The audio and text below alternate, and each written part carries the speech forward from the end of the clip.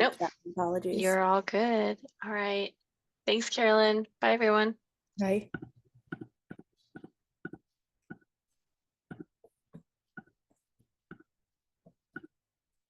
All right, so then I guess just for, I said, I think we all know each other pretty well here, so we don't need long introductions, but maybe just your quick name and anything, anything new and exciting going on in your neck of the woods.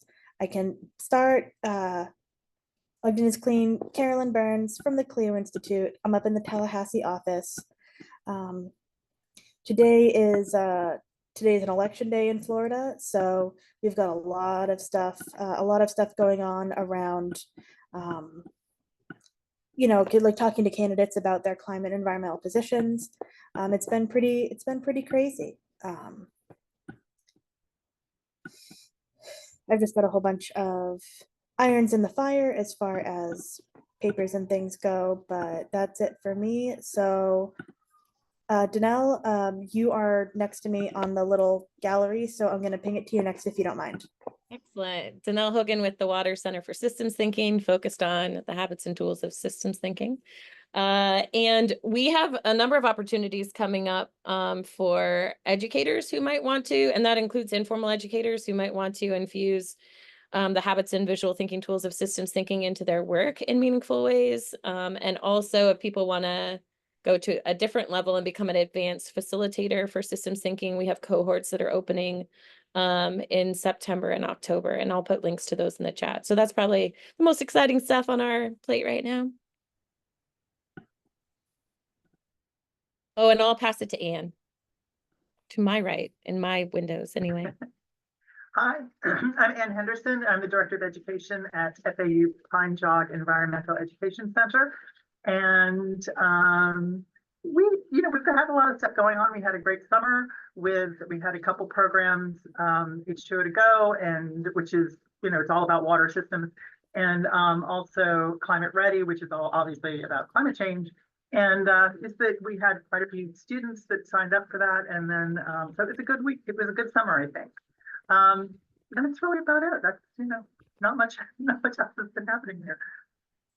We applied for a couple grants that we didn't get, like a workforce grant, which we were disappointed, but it is what it is. So, and that's it.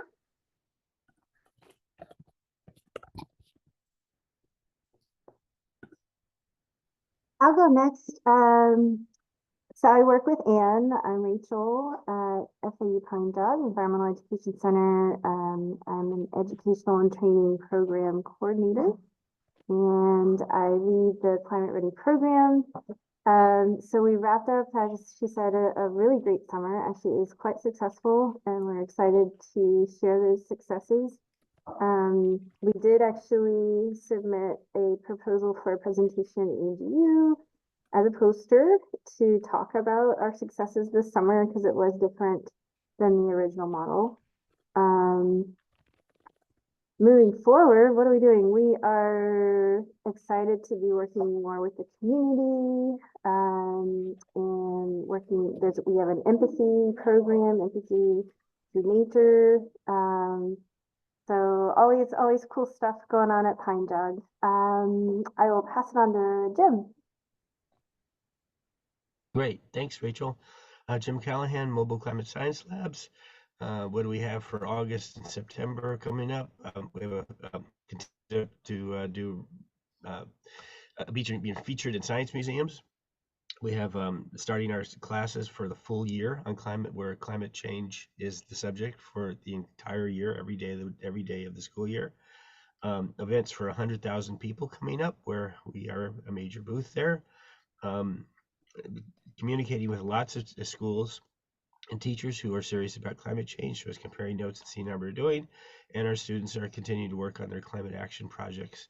For instance, celebrating how the Library of Congress has finally gone to full energy efficiency in terms of its lighting, and we've documented it. All our students have.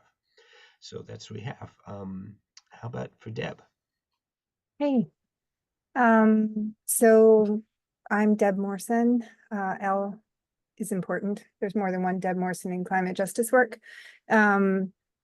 And so I actually am at the Institute for Science and Math Education up at the University of Washington, as well as now my news is I'm officially the coordinator for the University of California Center for Climate Justice.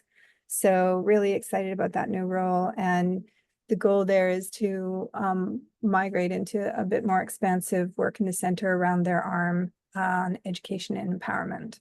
So that's why I've been brought into the center. So really excited about that.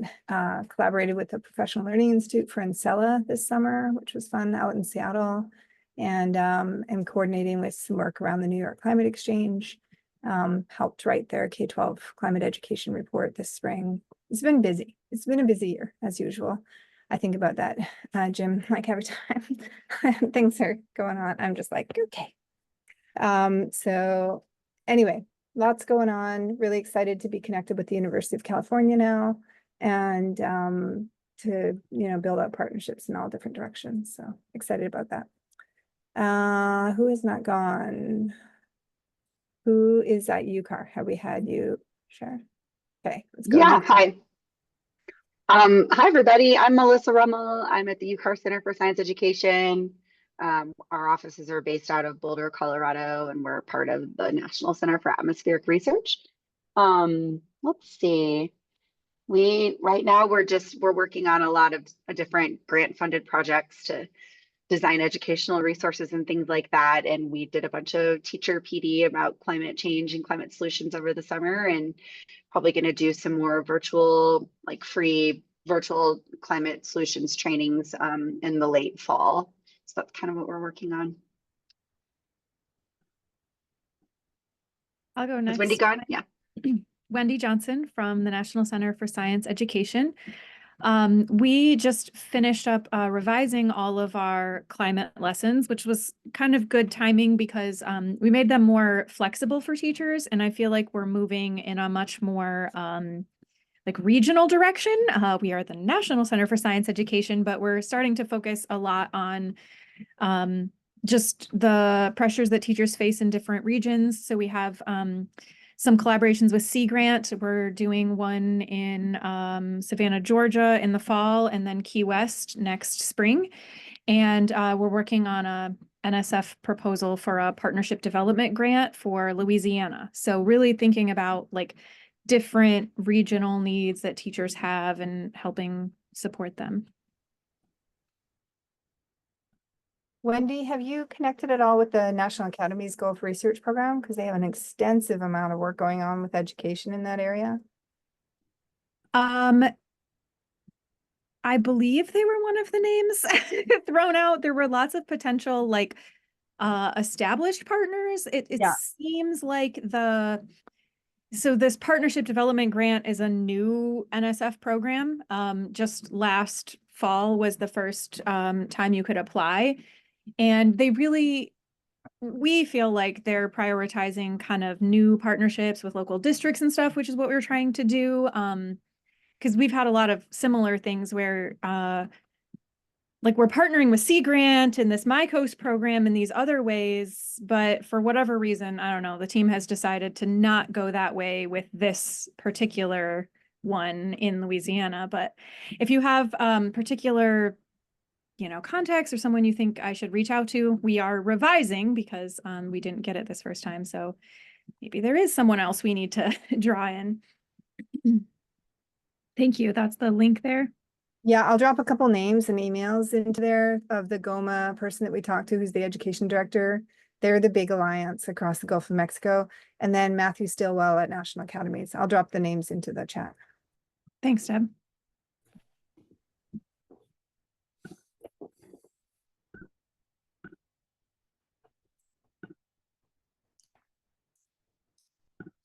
All right, so I think everyone has gone.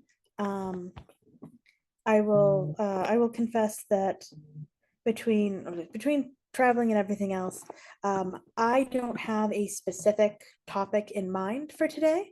So yeah, folks sort of gave their announcements. I don't know if anyone has a pressing concern that they would like for us to discuss. I'm definitely open to suggestions. I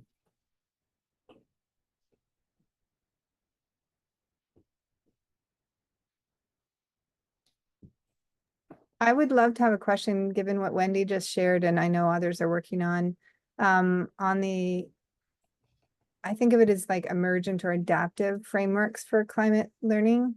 But like the processes that you're going through, not the outcomes, curriculum products, I think are very local in nature, hopefully. But like the processes that you're going through to help people adapt or refine or localize, and James, like related to like how you're working, like how do you center youth, how do you center local emergent issues, like those processes. I'd be curious to have a conversation around that, because that's a massive area of work that's going on in all different directions right now.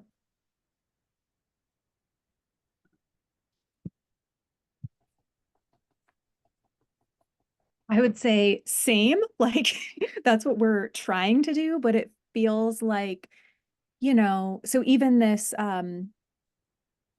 partnership development grant through NSF is brand new, and no one quite knows what it should look like.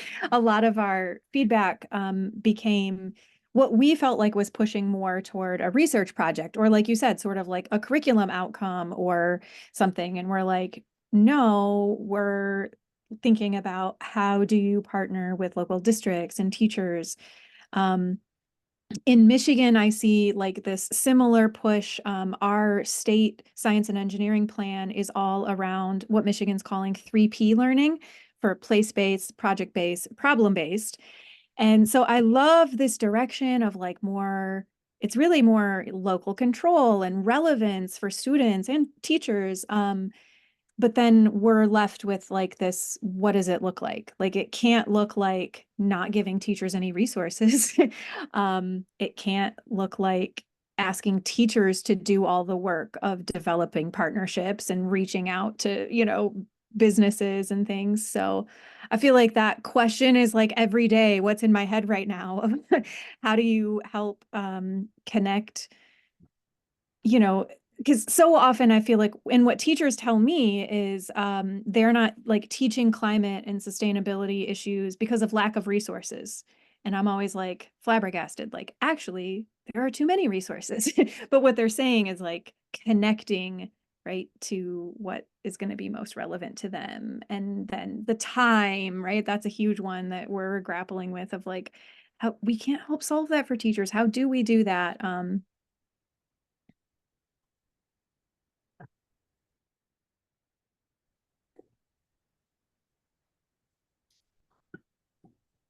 I know I've been invited, I mean, this is very much district by district. I've been invited to a couple, they call them teacher resource fairs. So it's generally held in, a gym or an auditorium or something. And then my organization and however many others, they can wrangle, setting up tables, offering sort of curriculum packets or services, virtual field trips, materials, whatever it is that they offer. That does need to be sort of organized at the district level, but it might be worth looking into it in your area. So I was invited to the one for Duval County Public Schools, which is Jacksonville, which is, tends to be a rather conservative area. But I got a really good reception for this, which was really exciting. And we raffled off some supplies. I did an infrared thermometer and a set of lessons that were basically using it to cover various climate topics.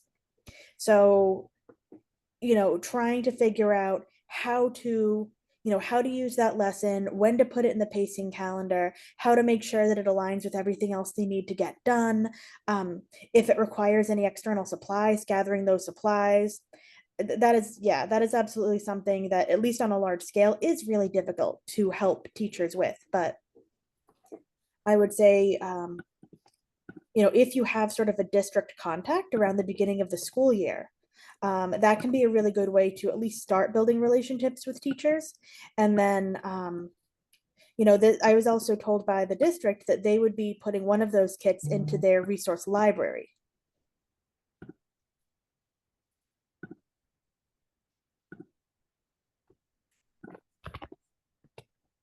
interesting. Some of the work that we've been doing is really, I think to those points of like resources can be another type of overwhelming for educators.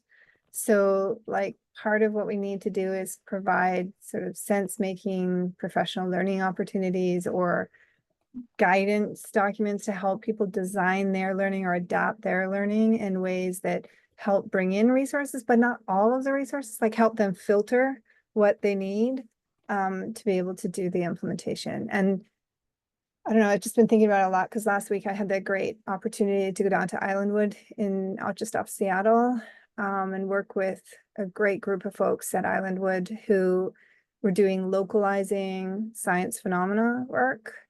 And the process that they stepped through, I was like, wow, we need to collaborate on this. And Lawrence Hall of Science was involved. And so Amplify and Open Science were both there. And thinking with those big curriculum efforts to think about how do we hold the integrity of the work, but still adapt to local context because, you know, tornadoes in the Midwest are not going to fly out here on the Pacific Coast. So like, how do we do that? I would say, yeah, that's kind of a constant struggle in education is, you know, teach with fidelity on this tested curriculum. But the tests don't always, the tests don't always stand up to sort of the trial by fire that are classrooms in different areas. So I say, yeah, there's constant sort of push and pull on that topic.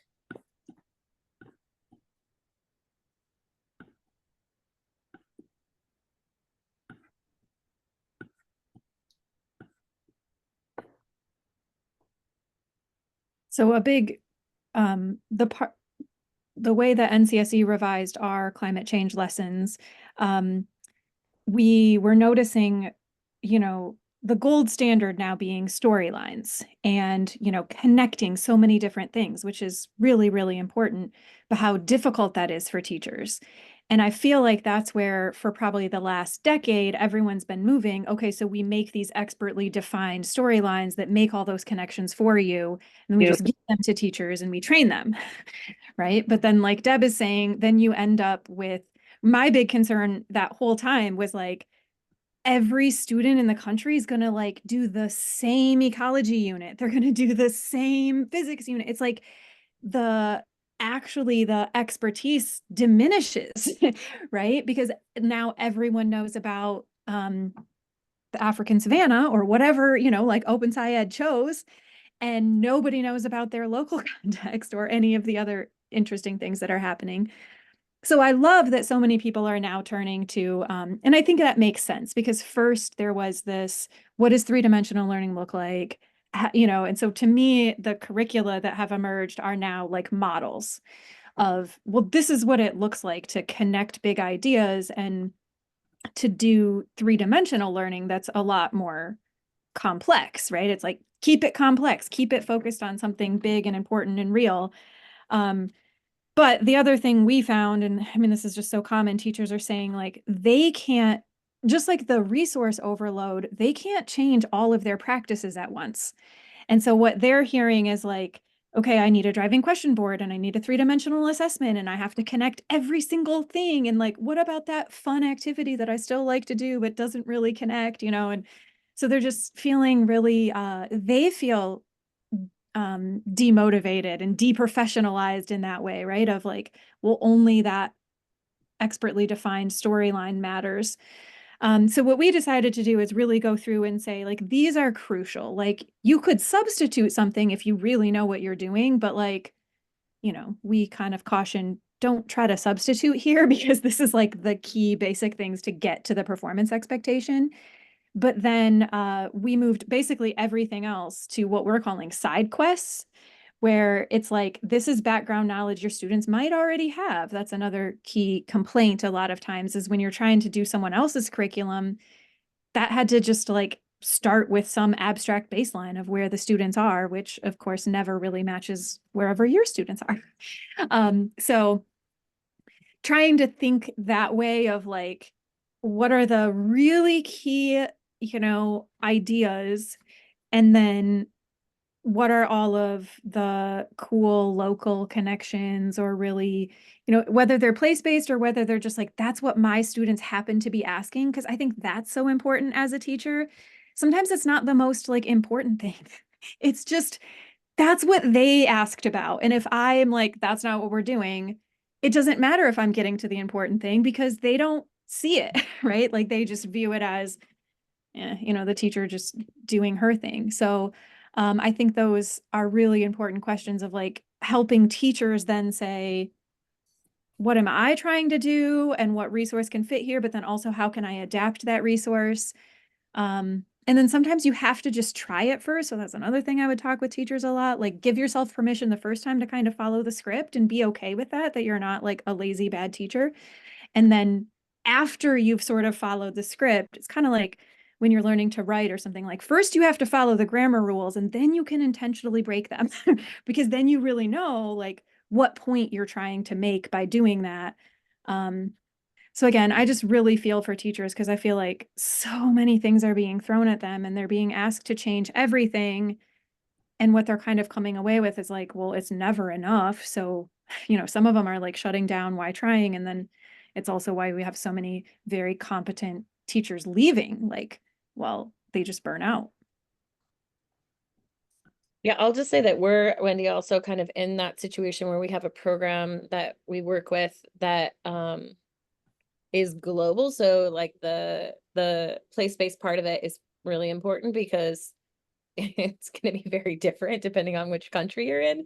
But also like doing what you're doing, like identifying for educators that are utilizing the program, what's essential, and then where there is space for making it very place-based based on what they have, and trying not to let them necessarily have to do that on their own, like work together with other educators in their country or area to find those like very local examples and ways that they can make it much more meaningful to the students involved. So I think that that's a good use of time and effort that teachers really appreciate. And the more that they can see how it's been shifted in other areas, like the more examples you can give of like how like this is an example of a place-based situation in Arizona that would make sense for this, then the more they'll see it and be able to identify like what else it could be look like in their area. So I think that's all like what we should be focusing on for sure. We're doing that as well.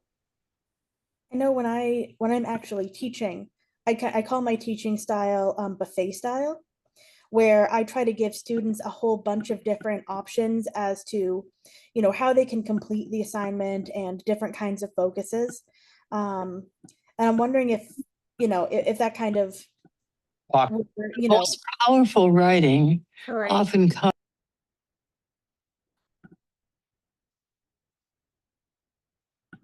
I'm sorry, I think was someone else trying to talk and then got cut off, or? No, sorry, I was Okay. trying to clear tabs on my thing and I apparently hit one that was a YouTube tab. Sorry about that. Oh, gotcha. Sorry. Yeah, so you know, different ways. So, you know, if we have this vast collection, you know, maybe being able to curate it a little bit, because there's also sort of a push and pull where you know, when I run professional development workshops, where I'll try to say like, this is kind of what you want to hit. And some people thrive with more structure and they'll look at me and like, oh no, what do you want me to do? I don't. And I'm trying to say like, hey, you know, like we're trying to put together, you know, a lesson based around a citizen science issue. And they're like, okay, well, I don't teach science. And I sort of have to work with them to develop a structure before they feel comfortable, you know, going off and doing it. And some teachers take that freedom and are just off, you know, off to the races. And students are the same, you know, students are the same way. So I feel like if we're, you know, as we're offering resources, if there's like I think just like what Danelle said, we're saying, you know, here are a couple different ways that it's been done that you could modify.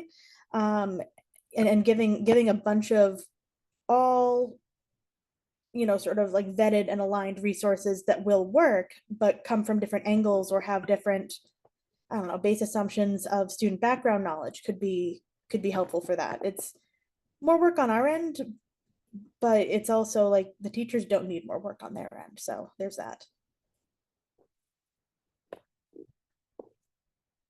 Sorry, I feel like that wasn't as succinct and as it could have been.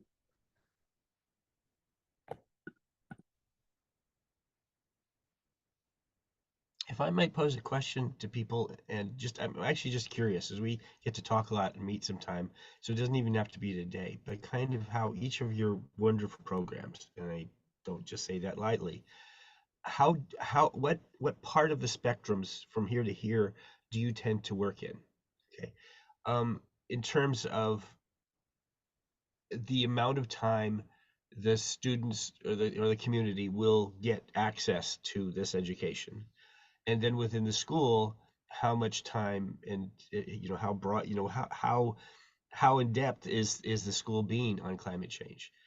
We know that most schools are not much time, but it's good that at least they have a few hours or there's a little bit in it. And I think a lot of material is in programs are aimed at that, and sort of like they don't go outside of that.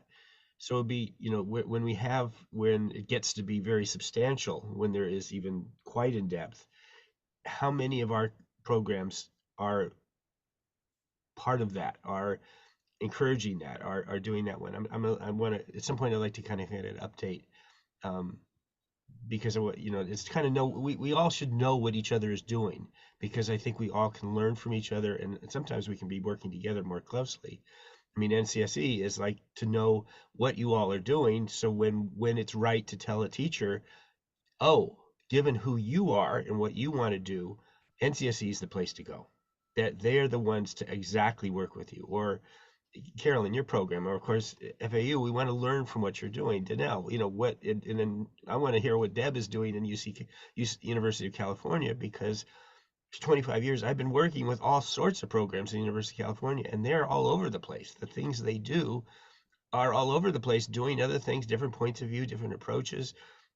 And it's funny, so often one doesn't know what the other's doing. It's not, I don't think it's a fault of UC. It's just an enormous institution, and people, us to know what each other's doing. Anyway, just sometime over time, I'm realizing that I'm not always up to date about how you all look at that.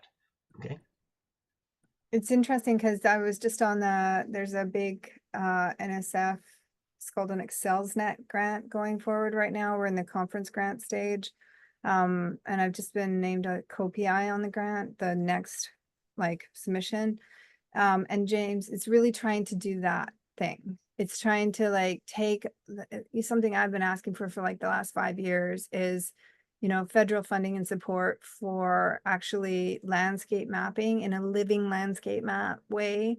Like, where are the connections, who's doing the work, and storytelling in a micro story way of just when we got on this call and we're like, hey, I'm doing this, so that I could literally just go and search out partners or hashtag partners who are working in the space of climate sustainability, resilience learning, just to help what Angerstrom calls not working. So help connect us more and really authentically do the work together, right?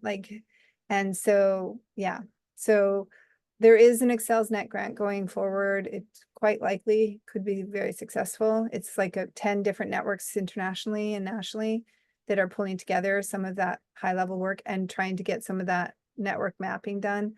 And again, the network mapping is not really meant to be a static thing. It's meant to be a living space where we can actually build that living community of practice of who's working in these spaces, and at different scales. So to your question of the scale thing, that's an interesting one. So I work at all scales, which is very tiring, but so really deep in classroom-based research design, so I can keep my feet grounded in what things look like in Washington State work, and supervising grad students, thinking with them in and out of classrooms, sometimes working a lot with teachers. Last week was all teachers, and but I tend to most of my work right now is focused on that infrastructure and capacity building for the system of climate learning.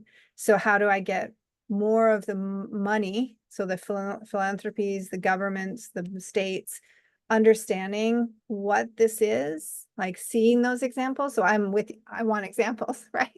And seeing those examples and understand what a range of learning could look like, and how do we fund that and build the capacity for that. So I've been kind of turning the other way in the system and looking at the sort of fiscal leadership and trying to get them on board with different, like multiple visions of what learning could look like so they can engage more deeply in their programs. So that's what I'm working on. And I would say, James, I feel that all the time too. And speaking of like where I see the challenges, so even in Michigan within this 3P framework, like place-based and project-based and problem-based have a lot of overlap that I keep getting people to try to articulate. So to like basically say, where do we agree? But the problem is like everyone gets stuck in like the specifics because place-based is taking a different approach than like problem-based or project-based learning. And so then when you jump to kind of like, well, what does it look like? And you're like training teachers. So in Michigan, we have a lot of teachers who've done this particular place-based learning that uses a very particular framework. Place-based means basically outdoor education.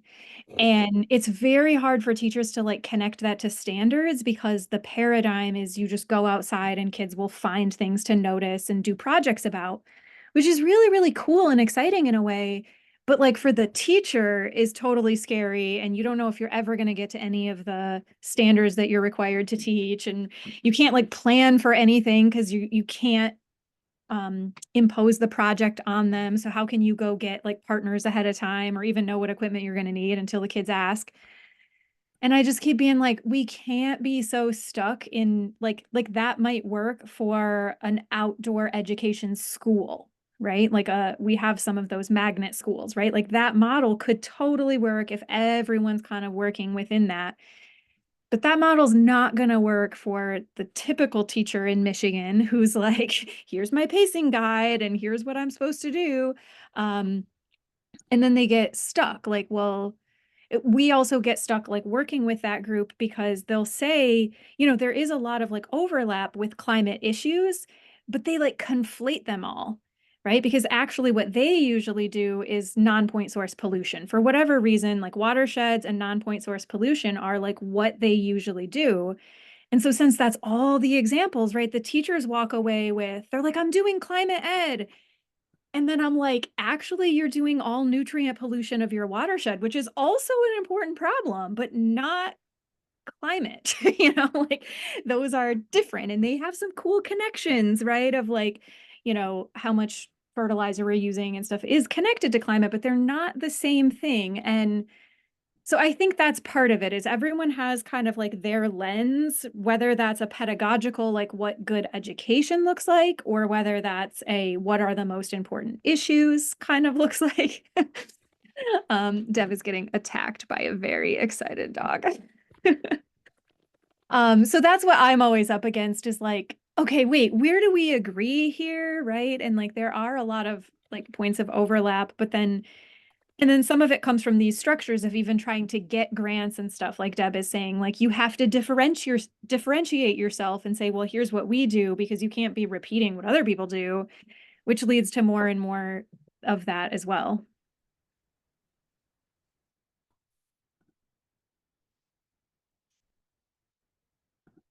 I just want to throw in there the number of teachers who have walked out of a climate education program that I've done and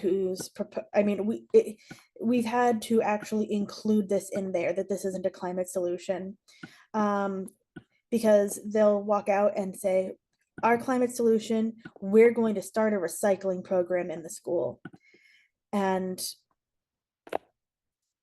like we never mentioned, I think it's just been that like the plastic industry propaganda over the past 30-40 years has been so strong that recycle harder is what everyone goes to when they think of any kind of environmental or climate solution. But I feel your pain on that one. I think you do have to. In Michigan, it's composting, but same thing. Everyone's going to compost as their climate solution. And I'm like, please explain this. But that's just, which is funny because we actually do talk a lot about composting in terms of like methane and landfills, but I was gonna say composting is actually a much better alternative to recycling. We get that issue here in Palm Beach County. But as it turns out, Palm Beach County is #1 in the recycling program in the state of Florida and arguably in the country. So we have an excellent recycling program here in Palm Beach County, Florida. And a lot of our students are taught, you know, about that, and it's impressed upon them how important it is. And so and it is successful. It is something that a fifth grader could do and feel like that they are being part of the solution. So I think there's still merit in Sure. Allowing students or teachers even, because again, it's something that they feel like they could do. But there are other solutions, there are other opportunities. But I actually like the composting. I wish I tried to get my high school students to do it, and it wasn't as successful as it could have been. You know, it's kind of messy. It can get kind of complicated, and can invite pests, which becomes a problem from a public health concern. But surely there's other, solutions, planting trees, planting mangroves here in Florida, or even grasses. But yeah, I feel you, on the whole recycling thing. That was something that we kind of battled this whole time. And I would, first off, the experienced people I think we're referring to is, I'd say that's pretty much universal in the United States. I mean, the thing of what are we doing about climate change, or what are we teaching about? It's recycling gets #1, composting might be #2, planting trees is #3, perhaps. Those are the things you do about climate change. And it's a tricky, we want to be careful, but I'm talking about us as specialists in climate change education, right? I mean, this is a thing we focus on. We're expected to be very knowledgeable in how to teach it and what else they're doing, knowing that this is a lot what's going on, not trying to tell people, well, you're not really doing it. Just my thoughts on it, and I can get you looking for your feedback if I'm off base on this, is there is a strong impetus to play both sides of the fence, or maybe to get trying to come out clean. Either one is, it is for many communities, it's good to say we do climate education, right? We're checking the box. We're climate education, we're teaching in our school, so the parents who like that will like that. And then pick a subject that is so kind of light and uncontroversial, and so who can be offended, Mhm. and do that, and it's easier in the whole thing. So I mean, there's a kind of natural impetus of it. I think the recycling is absolutely, we have to recognize, especially the fossil fuel industry really love that, because among other things, it make people feel good about having plastic water bottles, right? They're okay. It becomes the #2 use of fossil fuel, of petroleum, is making plastics, and it's okay because we recycle them, even though they don't turn into water bottles again when they're done, right? They just don't. um, Another is, I think we can recognize there's different industries or different programs that have been smart to jump into the climate change. And so there's a lot of the waste management industry. In each place, there'll be different programs. We certainly have them in the Bay Area here that are very, very proactive of coming in and saying we're doing things around climate change. And it's good. I mean, doing the composting is good, but recognizing that it's a little bit of a classic in environmental movement. Uh, here I'm going to speak where it'd be spoken of more negatively, like greenwashing, where what's being proposed as, oh, we got our students doing this action. Actually, what you're doing is having the district getting your students to do what by law you are supposed to be doing. Mhm. By law, the school has to have someone putting out the recycling bins, right? Your custodians could be doing it. You have to be doing it. Well, you're getting the kids to do it. Okay. But be aware that you're just doing what you're legally obligated to do. It's a little bit different than breaking ground on things. And again, just being aware of that. So to me, it's not to go around faulting that or doing that, but the solutions and the actions that the organization I do tend to kind of say, we're just not going to repeat that. We're not saying speaking bad of it, but we want to try and have some examples that we think might be getting a little bit more to the point, or doing something that go, wow, that's different. Okay, so I think I've got a prompt here with Deb with that book coming up. No, just to everything that you said is really this is the new book by Heidi Roop, who was at the UW Climate Impacts Group and heavily involved in Climb Time for the first couple of years. And she's now the deputy director. It's called Deputy Director of Climate Services for the U.S. Global Research Program. So really awesome. She got this book. She totally buried the lead when I talked to her. Like the book came out several days after. So anyway, it's really great because it talks about those kinds of things that you're saying. It starts to define what we mean when we say climate action, which is a problem that I've had for a long time. And when we talk about solutions, like, what do we mean when we're talking about that? Like, are we just doing scientific technical solutions? Are we talking about social behavioral solutions? Are we talking about individual or collective solutions? Like, how are we teaching about that? And so this book, Drawdown 2, Danelle, I really like the drawdown work, but drawdown still is a little bit higher of like, how do I as a person get involved in that? Right. So this is a good connection book to the drawdown or the regeneration.org work as well. Just to like, those provide a lot of the scientific, technical, and some of the social behavioral modifications. This is like the, how does one get engaged in climate work? And it comes out as like 100 climate solutions, but like the first one, like there's a bunch in here, like fly less, like actually think about reduce. Like recycle is so far down the spectrum of use, it's like not funny.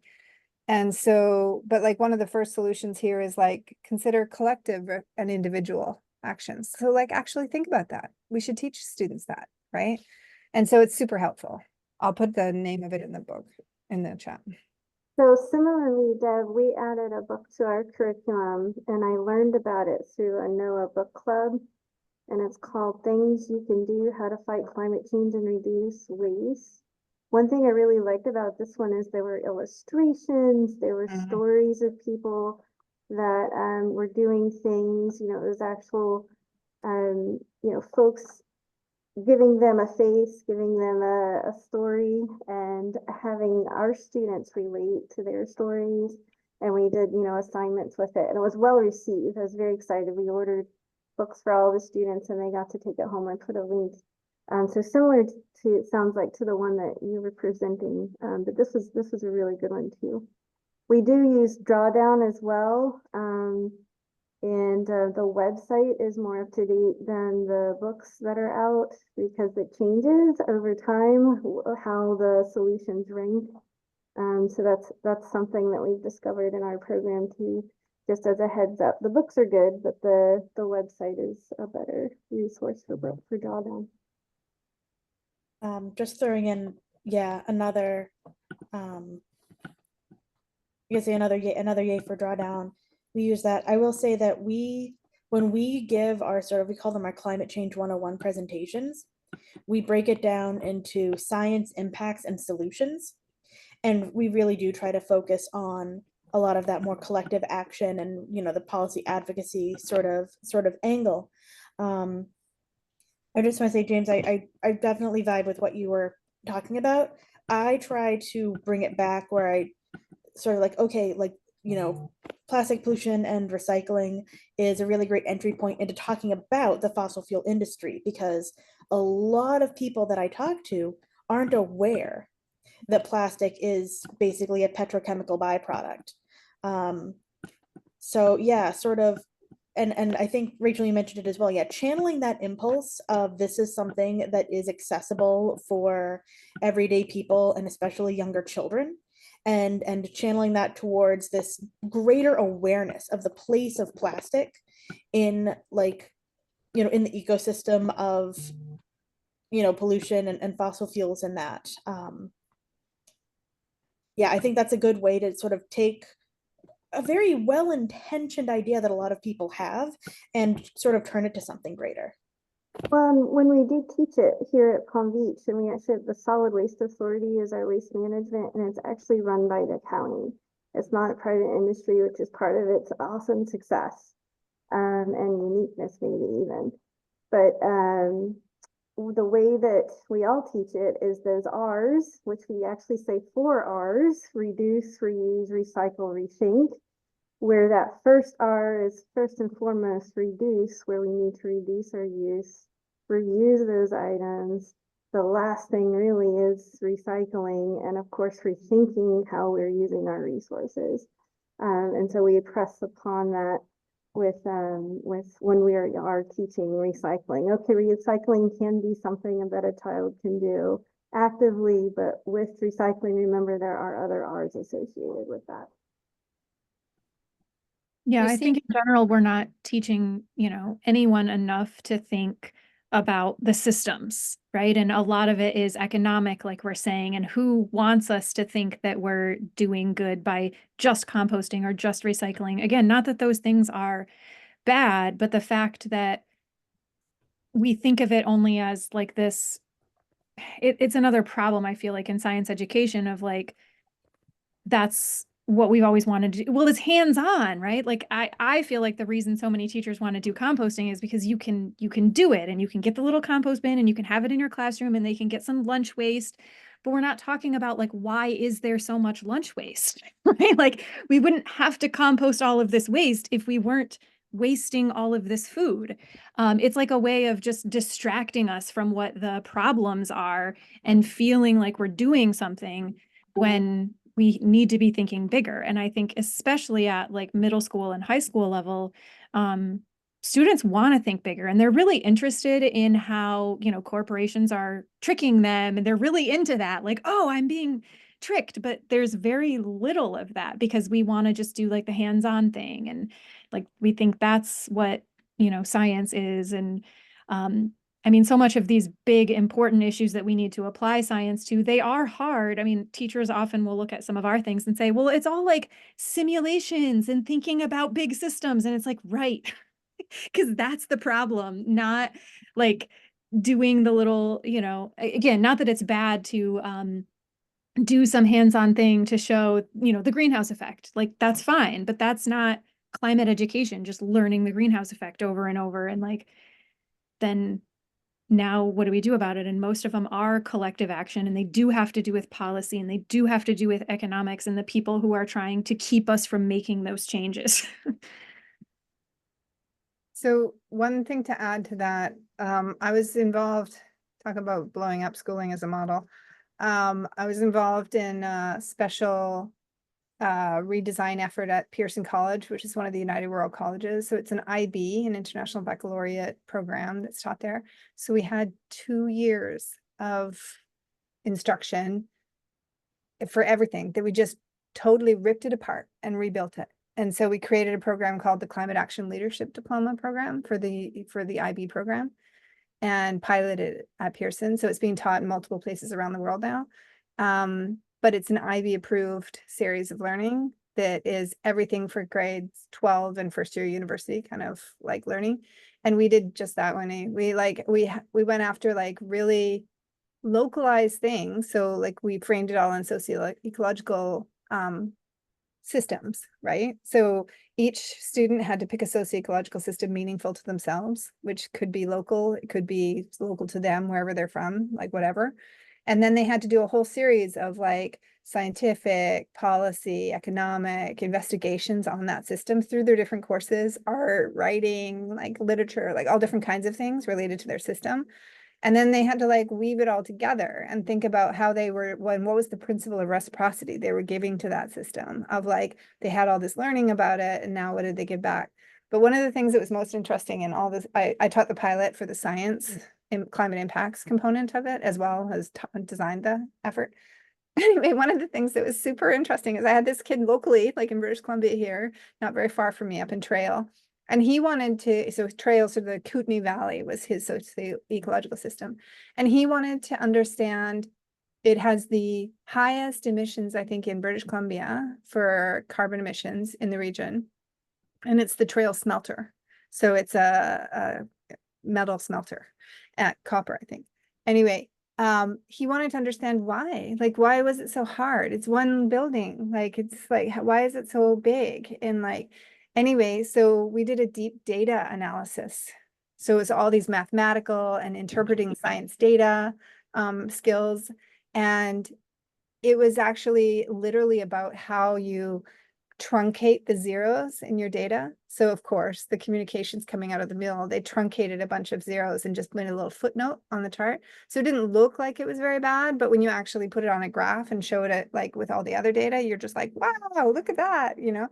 And so he's now like working as a youth representative with the effort. They're going through a massive like carbon emissions reduction method. And so he's working with them now, doing like, how do we actually understand this and communicate the shifts we're making and like make it more manageable?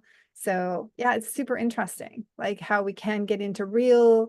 So like in that situation, it was both math, science, and communications, like writing kind of resources that all came together for him and what the work he was doing. But it was because he was interested. He grew up there. He always had these questions about it. He was super concerned about climate change and like, so how do you dig in? And he'll be a lifelong commitment to that community to like change that mill. So, or that smelter. And Deb, I think that's a very important one for me to take in. Is one of the things that I think our community has. It's now well accepted, rather than there's a few of us who did it long ago. Yeah. We don't just teach in the science. We social sciences, language Right. arts, Yeah. etc. If Yeah. if the students start to do real action and persuade for change, then they can't just do science. They have to That's right. learn to get practice at being communicators. They have to be psychologists. How do we persuasively do this? And we can get into that. I mean, that's a lot of it. And so I think when if we're just teaching in these separate categories and missing the opportunity to take action, anyway, that's quite a good thing. And when, if you don't mind, I'll mention this too, of an example to me of finding the examples of the schools and the teachers and other subsets where they're examples of what we want to see happen. There's a lot of stuff that we're kind of working with what exists, but what do we want to see happen, so that we can use those as examples, when to learn from, but also to sort of make them the gold standards and the ones to do. I also was looking back for feedback of how valuable it is to me. Is it valuable to you to know what those are so we can speak of those? We encountered a few weeks ago with the MacArthur Foundation sponsored Climate and Equity Institute, two teachers who teach year round in Washington State. In Washington State, there's a school that's teaching climate change year round. Yeah, for sure. That's amazing. And we're looking for who they are because we want to highlight them in that thing. And so we learned a lot. What do they have to do? How are they doing it? They're emphasizing careers as a lot of it. They're emphasizing labs. They're emphasizing these things. What are the things that they have found are necessary to have that high level of education? How are they successful? So I don't know. Is that's another question I just ask over time. How valuable it is for us to be able to highlight the best of what we've accomplished so far. So important. Go ahead. So important. I can't even express how important it is, because like when we go to places to try and like ask for that kind of bigger systemic funding pushes, it has been such a battle. I've been doing that for like 20 years, and it's been just an incredible battle. And in the last 5 years, it's gotten easier and easier and easier because there's more research, there's more documentation, it's just making it simpler. And there's a bunch of like websites, I can put a couple in the chat, of like efforts. Like Maine has got the Gulf Research Program, or what is called Gulf Research. It's not the Gulf Research, it's Gulf of Maine Research something. Anyway, they center maybe. Yeah, so they have a huge like coalition that STEM broadly, but it's a ton of climate and sustainability work inside it.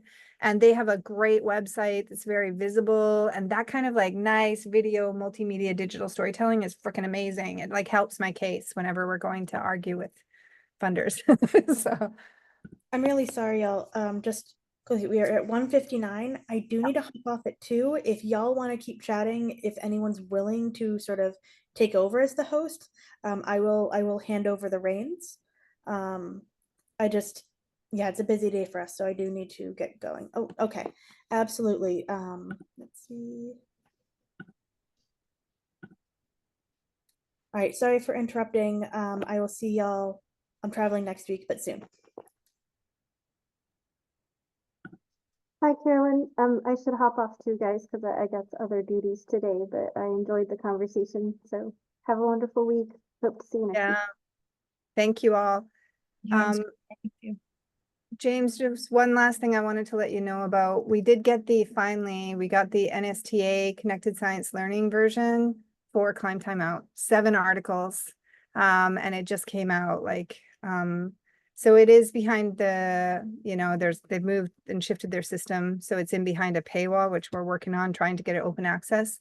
But it's 7 articles on the grounded efforts. And the reason it took so long is because the network decided we were going to write them collaboratively. So we wrote, each paper was thematic, but collaborative writing is a whole nother game instead of so anyway, but super helpful. And we are moving those things as much as we can as this is what happens when you give millions of dollars every year to a system to do work.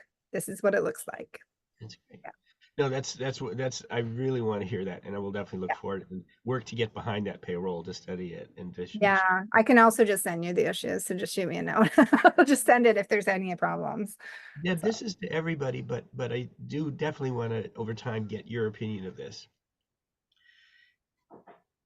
If our community must recognize that most schools are going to be in that 2 to 10 hour, low amount of hours.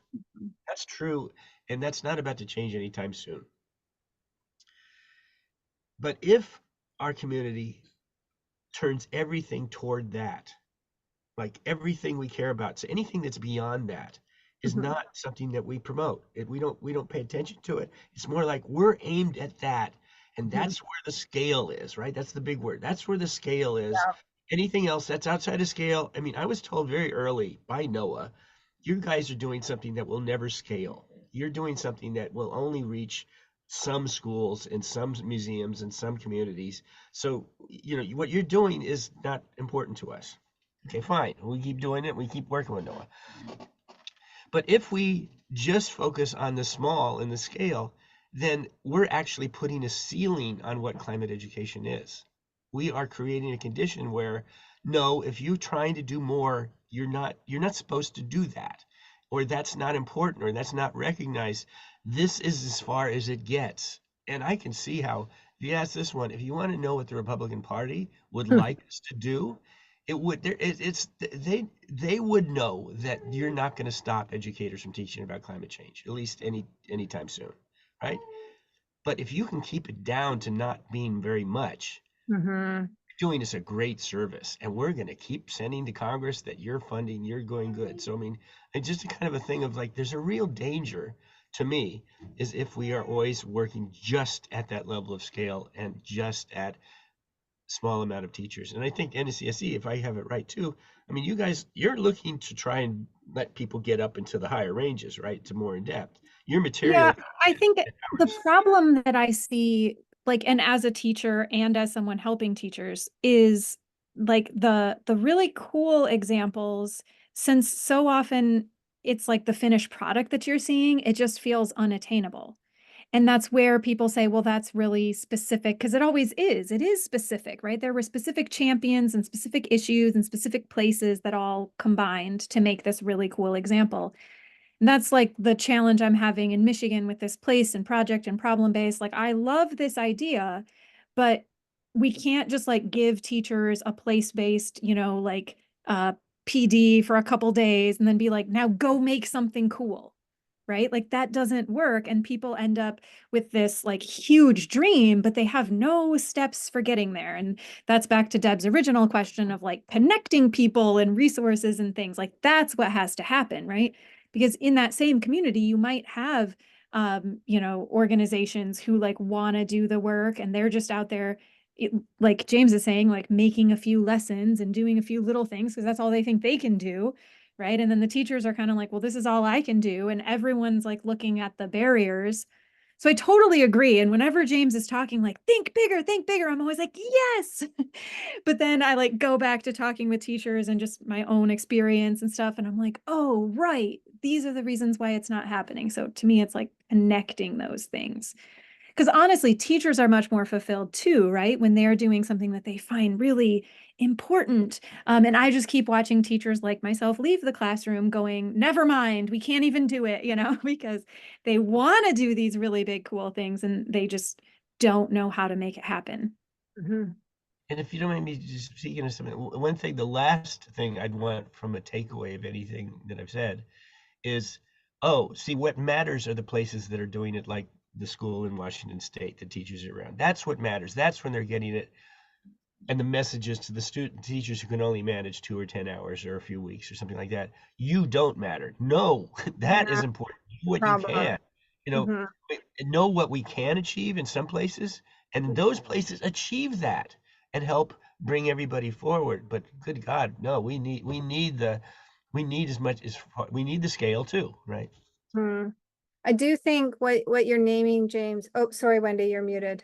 I just I just think that point about how much it costs and how much time it takes, like that story has to get out there too. And everyone has to see how it has to be a joint effort, that those really cool things that are happening aren't just, one person making it happen. and I think also like I think you're right. Like from a social movement perspective, there is like it's a wedge, right? Of like how we're changing practice. And of course, there's going to be those few folks who are like 100% in, like figuring out there's maybe they have the relationships to manage the politics, the stress, whatever, like the resources behind them. But then I do think a systems-wide change move.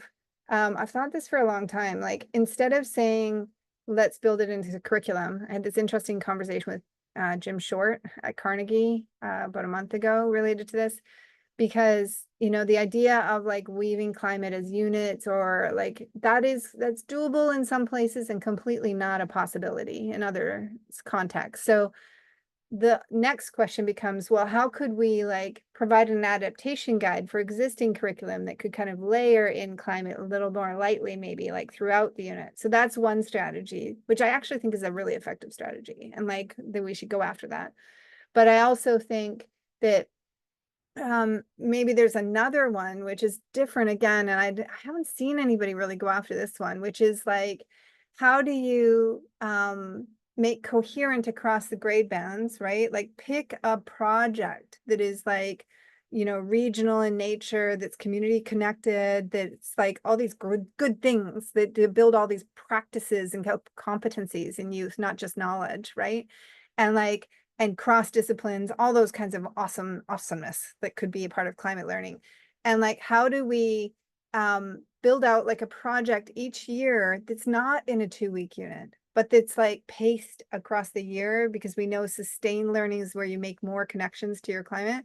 So then when those kids are learning maybe once every 2 weeks, even doing some kind of an afternoon, Friday afternoon, once every 2 weeks, and they go into community, do internships, do whatever, right?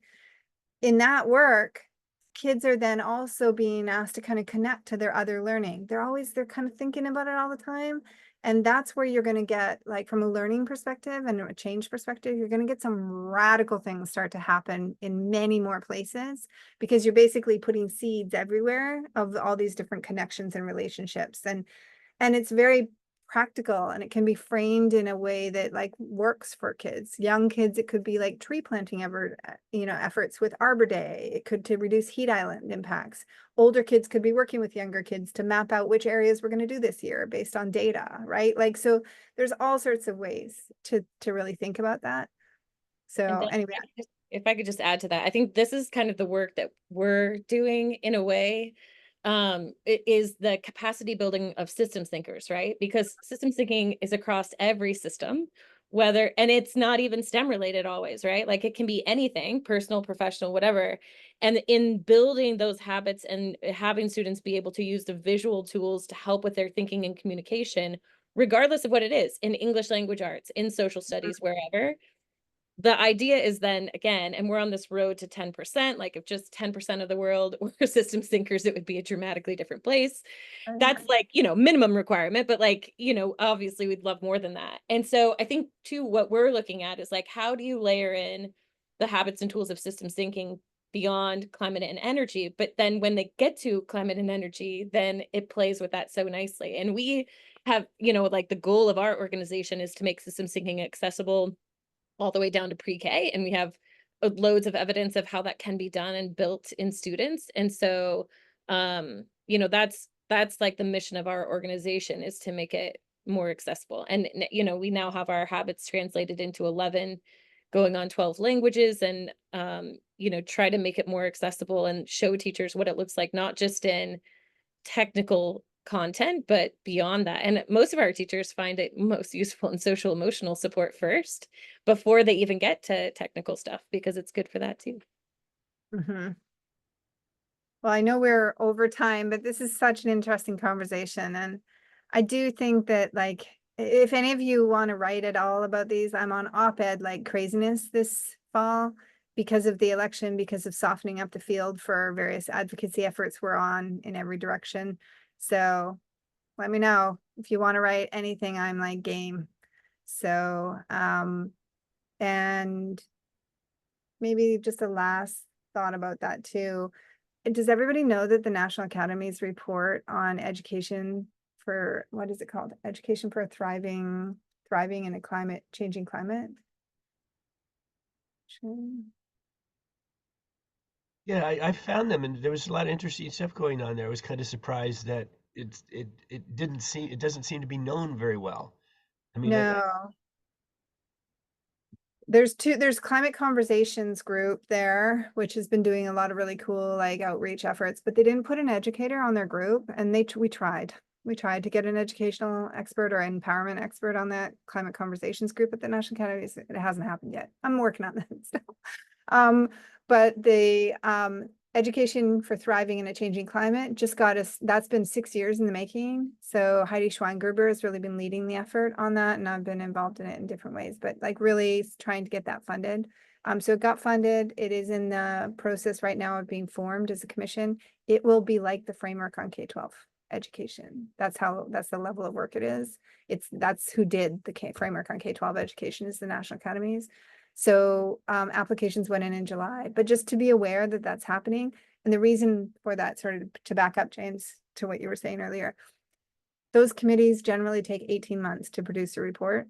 So essentially we have 1 year now, clock's ticking. We have 1 year, and in that 1 year, we should get everything we possibly can into publication. So I'm doing special issues like left, right, and center. So let me know if you have anything you want to write about the work you're doing so we can get it cited in the national report. So like we're working on the long arc right now to get it into the national report. Everything you can get in publication between now and next summer is going to be critical to getting it in that report. So I think I have 2 or 3 special issues that we're trying to scramble to like get them moving, and so they'll be in print by next summer. So really consider that. Any of your work, get it in press. I want just as much as a primer for Danelle and Wendy, please speak up, because everybody should do that. Where I'm going to say on that, Deb, is, each of us have our strengths or our abilities or what we tend to do.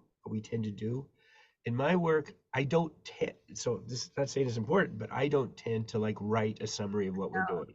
Okay, that's just not. I can get you a co-writer though, James. Well, So yeah, that's what I I'm can saying. get that for you. If somebody Or wants, where is what we're often wrestling with too at I can help NCSC. with Like that it's too. not quite research, journals, but then it's this. And so we have our website that we publish what we're doing, but that's not the same as we're always talking about that too. Like, where should we be getting this out to? And then we're like, never mind, on to the next project. Maybe we should do that next week. Maybe, I don't know if I can come next week because I think I'm somewhere. Oh, I'm down at the Climb Time gathering next week. But maybe I could like hold a session on that like in the That's next a great month. idea. And actually just talk about like where to publish and like how are we kind of, and then I could actually have some of these special issues, like literally I could use a couple co-editors. I've got a writer on our team that is managing these things for us, but yeah, so because those are the things that clustering them is going to be helpful to your question, Wendy, because they'll be more easy to find. But frankly, there's journals everywhere who are just like, I have never been turned down when I ask for a special issue because I only write on climate work. And so people are so thirsty for climate work and climate learning work that as long as you're like, grounded in and either in practice and or research, depends what kind of journal you're going for. So like I have a special issue potentially for community science that we could put out, and that could do like James, the work you're doing would be perfectly situated for like a community science journal and all on climate learning, right? The whole issue. And so so I think we just need to map it all, like create like the mega spreadsheet. My writer has a spreadsheet for some of these things going on, and just like make it real transparent. Like, this is what we're thinking about. And so we still get it all peer reviewed. It's all like, we still go through all those processes, but we have like an expedited method of doing it because we know all the reviewers who are in the like North American context, to be able to just be like, hey. And so if somebody doesn't review, I'm like, hey, I need you to review that paper like tomorrow, people, right? You know, so we can expedite things a little bit.